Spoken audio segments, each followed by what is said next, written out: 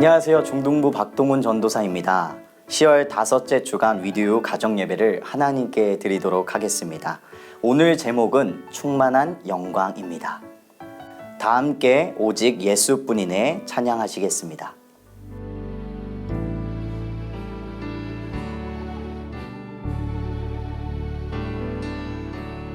은혜 아니면 살아갈 수가 없네. 호흡마저도 다 주의 것이니 세상 평안과 위로 내게 없어도 예수, 오직 예수뿐이네.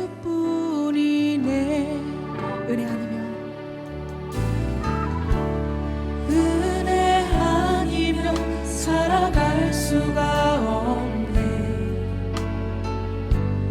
호흡마저도 다 주의 것이니 세상 평안과 위로 내게 없어도 예수,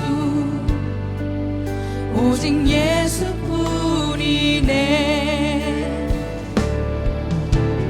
크신 계획 다 볼 수도 없고 작은 고난에 지쳐도 주께 묻기 나의 모든 삶 버티고 견디게 하시네.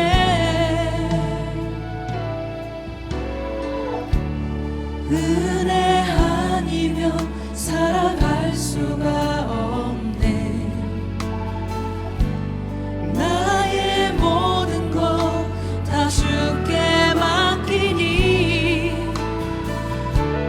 참된 평안과 위로 내게 주신 주 예수, 오직 예수뿐이네.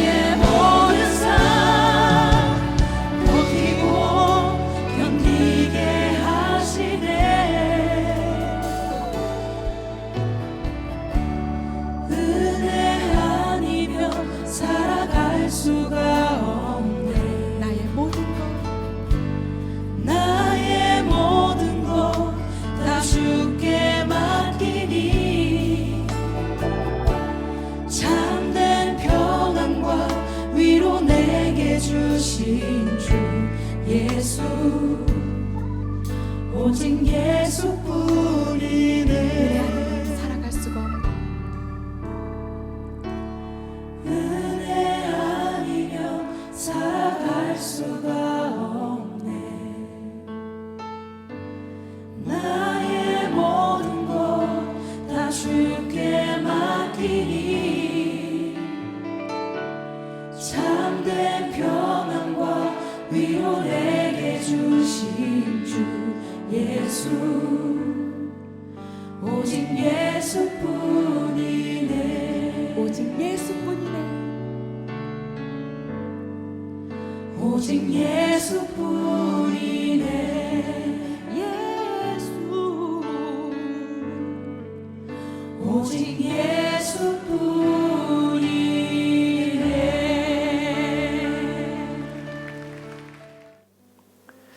오늘 가정예배해 주신 하나님의 말씀은 사도행전 3장 1절부터 10절의 말씀입니다. 함께 합독하겠습니다. 제9시 기도 시간에 베드로와 요한이 성전에 올라갈새 나면서 못 걷게 된 이를 사람들이 메고 오니 이는 성전에 들어가는 사람들에게 구걸하기 위하여 날마다 미문이라는 성전문에 두는 자라. 그가 베드로와 요한이 성전에 들어가려 함을 보고 구걸하거늘 베드로가 요한과 더불어 주목하여 이르되 우리를 보라 하니 그가 그들에게서 무엇을 얻을까 하여 바라보거늘 베드로가 이르되 은과 금은 내게 없거니와 내게 있는 이것을 내게 주노니 나사렛 예수 그리스도의 이름으로 일어나 걸으라 하고 오른손을 잡아 일으키니 발과 발목이 곧 힘을 얻고 뛰어서서 걸으며 그들과 함께 성전으로 들어가면서 걷기도 하고 뛰기도 하며 하나님을 찬송하니 모든 백성이 그 걷는 것과 하나님을 찬송함을 보고 그가 본래 성전 미문에 앉아 구걸하던 사람인 줄 알고 그에게 일어난 일로 인하여 심히 놀랍게 여기며 놀라니라. 아멘. 오늘 귀한 하나님의 말씀을 통해서 은혜 받는 시간이 되기를 간절히 소망합니다. 기도 시간이 되자 베드로와 요한은 기도하기 위하여 성전에 올라갑니다. 미문이라 불리는 성전 문에 도착했을 때 그곳에서 베드로와 요한은 특별한 한 사람을 보게 됩니다. 어떤 특별함을 가진 사람인가? 성경은 그 사람을 이렇게 표현합니다.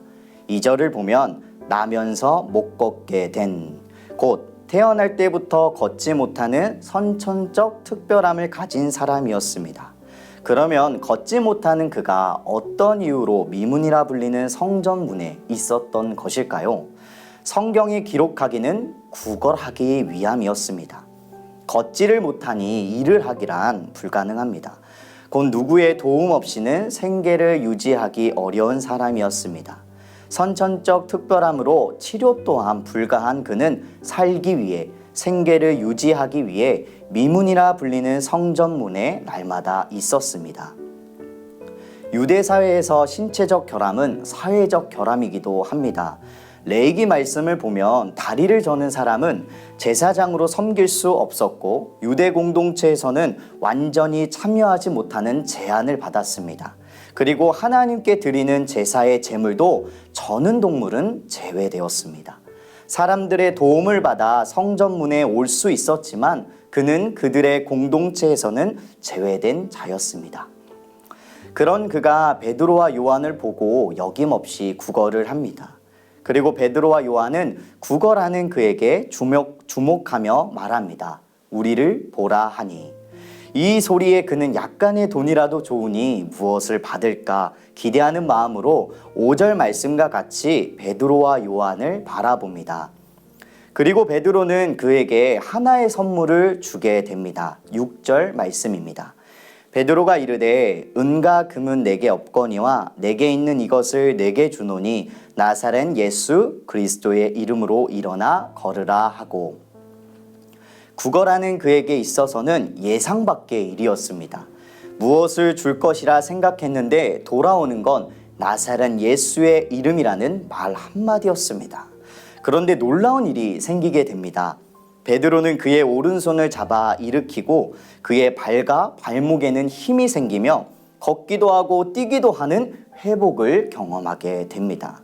그리고 성전 입구에서 구걸만 하던 그가 베드로와 요한과 함께 성전으로 들어가게 되며 하나님을 찬송하게 됩니다.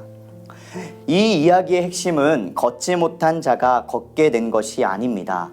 치유의 역사가 이루어졌는데 어떻게 이러한 일이 이루어졌는가입니다.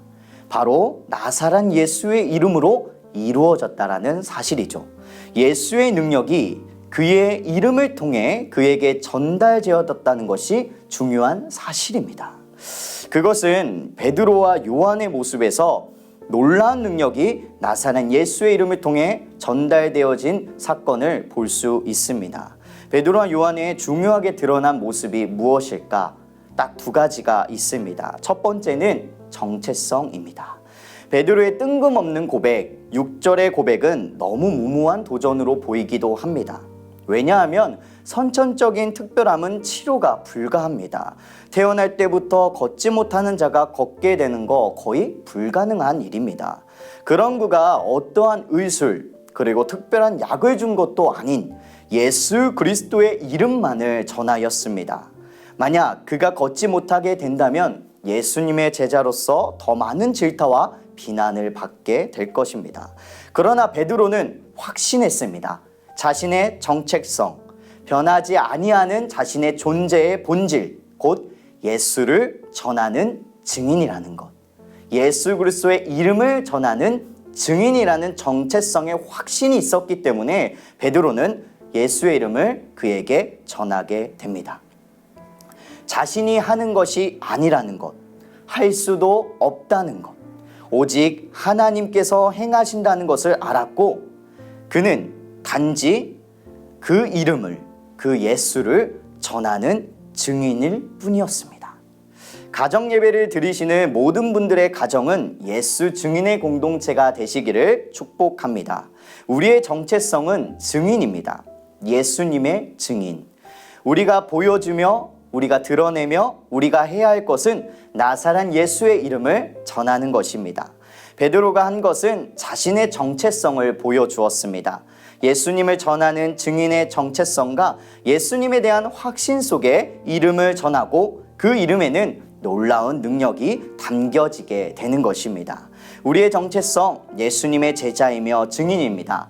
그러한 정체성을 가지고 증인의 삶을 잘 지켜나가시는 가정이 되시기를 축복합니다. 두 번째, 베드로와 요한의 모습에서 볼 수 있는 것은 믿음입니다.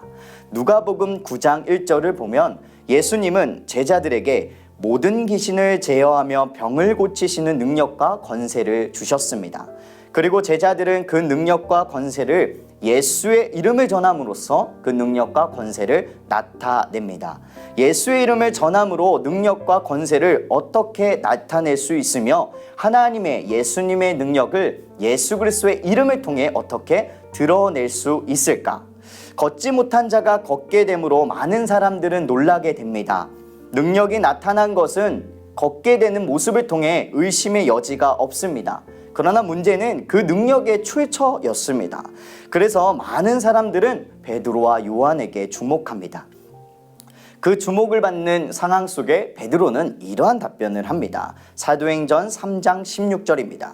그 이름을 믿음으로 그 이름이 너희 보고 아는 이 사람을 성하게 하였나니 예수로 말미암아 난 믿음이 너희 모든 사람 앞에서 이같이 완전히 낫게 하였느니라.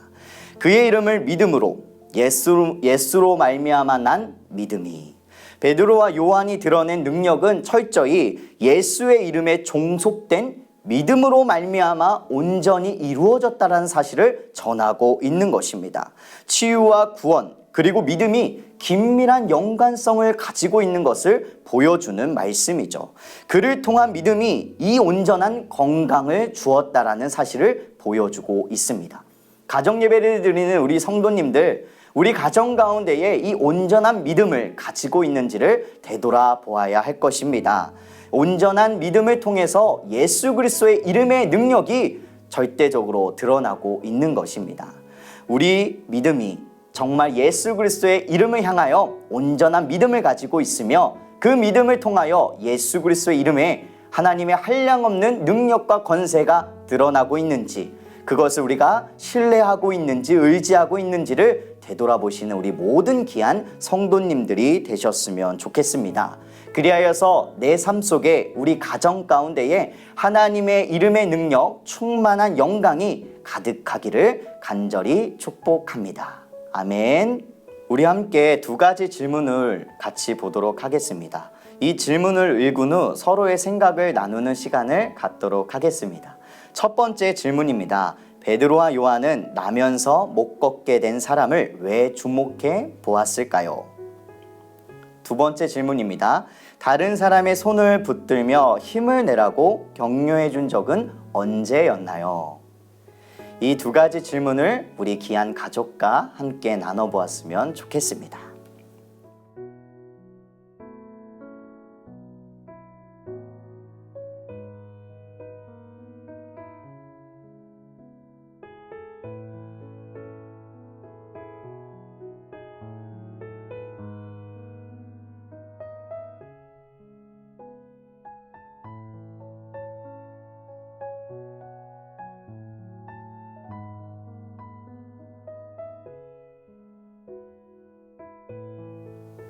같이 기도하겠습니다.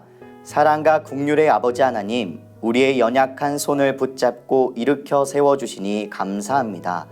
우리 가정과 속해 있는 모든 공동체와 함께 살아가는 이웃들을 위해 축복하고 기도하며 예수님의 사랑으로 손을 붙들어주는 자가 되게 하여 주옵소서. 예수님의 참된 영광 속에 예수 이름의 증인의 삶을 지켜나가는 하나님의 백성 될 수 있도록 축복하여 주시옵소서. 예수님의 이름으로 기도합니다. 아멘. 이번 주 실천 과제를 가지고 가족과 함께 나눠보았으면 좋겠습니다. 그리고 한 주간 실천해 보시기를 바랍니다. 한 사람은 베드로, 한 사람은 못 걷는 사람이 되어 오늘 본문을 역할극으로 진행해 보세요. 진행 후 느낌이 어땠는지 서로 이야기 나눠보세요. 그리고 그 느낌 마음으로 우리 한 주간 살아보셨으면 좋겠습니다. 이번 한 주간 암송할 말씀입니다. 함께 두 번 읽겠습니다. 사도행전 3장 6절입니다. 베드로가 이르되 은과 금은 내게 없거니와 내게 있는 이것을 내게 주노니 나사렛 예수 그리스도의 이름으로 일어나 걸으라 하고, 베드로가 이르되 은과 금은 내게 없거니와 내게 있는 이것을 내게 주노니 나사렛 예수 그리스도의 이름으로 일어나 걸으라 하고. 아멘. 10월 마지막 주 가정예배를 드리신 모든 성도님들 축복하고 사랑합니다. 오늘도 전해주신 이 말씀을 통해서 귀한 한 주간 승리의 삶을 살아가시기를 축복합니다. 그러면 평안하시고 우리 다음 주 예배 때 만나 뵙도록 하겠습니다. 감사합니다.